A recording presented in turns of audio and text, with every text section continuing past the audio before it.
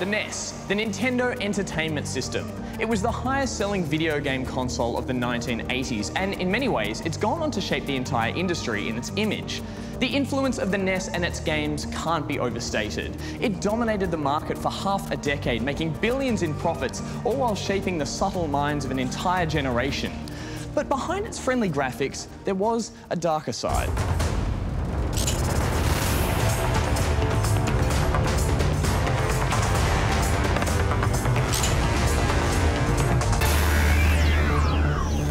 The NES was born in 1983 when Nintendo released the Family Computer, or the Famicom. Millions of Famicons were being sold in the land of the rising sun, but across the Pacific, the video game industry was in a black hole. A glut of terrible Atari 2600 cartridges had nuked America's first video game boom. Burned by the bust, shops simply refused to sell game consoles. Nintendo's management foresaw that whoever could crack the US market could dominate it, so they decided to establish a beachhead. With a sleek new shell, the Famicom became the NES.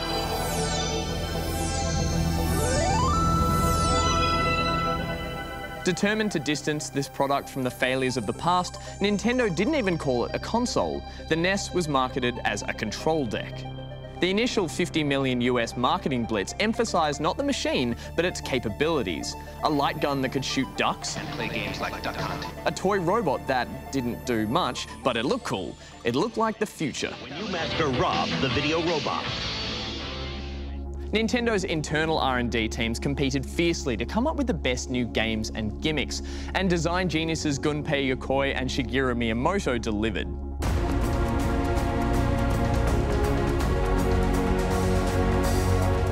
It was a perfect storm. Nintendo won over the shops and the gamers, and NES sales took off. In '87, the invasion of European territories began, and millions of young Australians caught NES fever. By 1989, there was a NES in 1 of 4 US homes. By 1990, it was 1 in 3. Hit games sold in the millions. The first Teenage Mutant Ninja Turtles game sold 4 million copies in spite of its mediocre gameplay.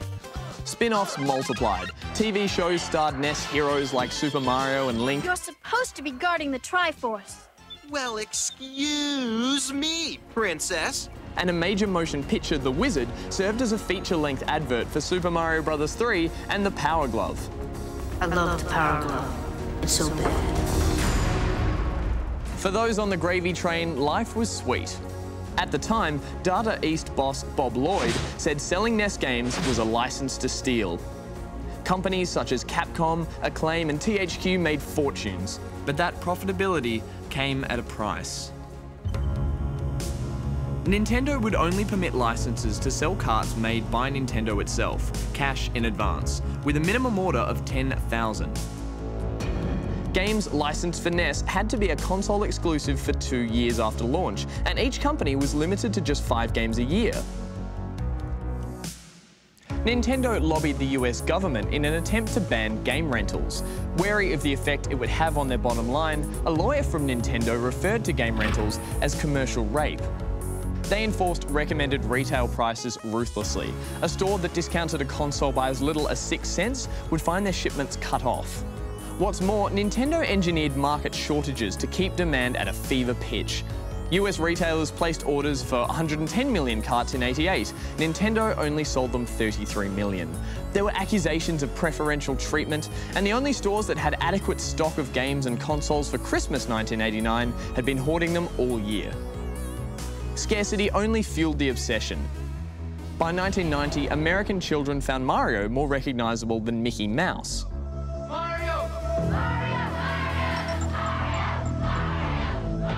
The NES money train seemed unstoppable, but there was another perfect storm brewing.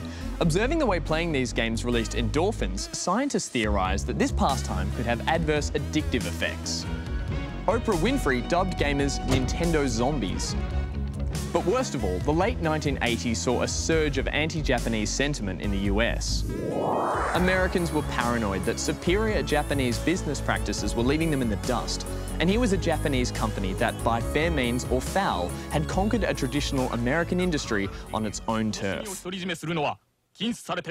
The rancor culminated in a congressional antitrust investigation into Nintendo, the results of which were announced on December 7, 1989. the anniversary of the Pearl Harbor attack. Nintendo never admitted to any wrongdoing, but after a whole year of scrutiny from the media and the Federal Trade Commission, it lifted some of its more onerous licensing restrictions. The 2-year ban on ports was lifted, and the industry evolved from a de facto monopoly into the highly competitive multi-platform market that we now know today. The hardware may have faded away, but Nintendo's identity is still defined by the software of the NES era. The play mechanics of the Mario series are largely unchanged to this day, yet that peppy plumber is still the #1 platform hero. Then and now Zelda games evoke a spirit of wonder in the young and the young at heart. Donkey Kong, Samus, their names live on in the zeitgeist. The NES legacy endures because it represents a renaissance in gaming history. Depth, polish, and innovation were the hallmarks of NES software.